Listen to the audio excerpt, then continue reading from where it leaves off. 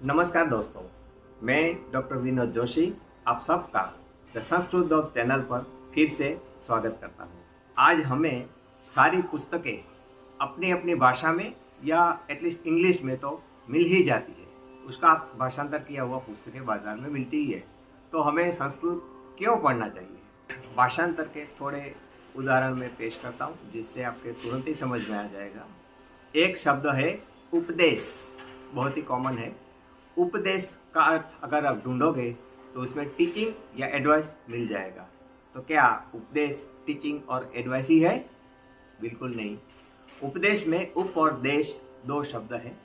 उप मीन्स पास, देश दृष्ट धातु से बना हुआ है जिसका मतलब होता है देखना या दिखाना।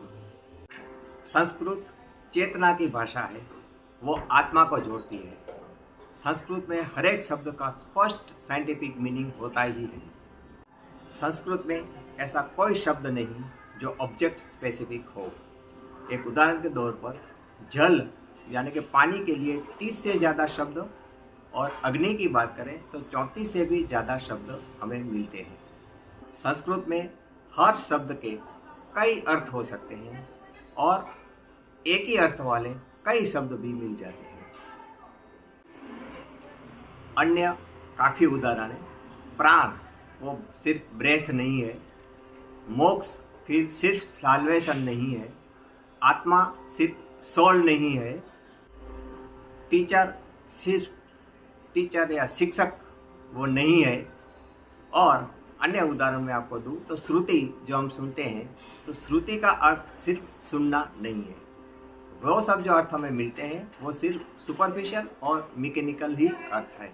मेरा कहने का मतलब ये है कि हर एक भाषा बहुत ही अच्छी ही होती है। जो भाषा में जो ग्रंथ या पुस्तक लिखा गया हो वो पढ़ना चाहिए।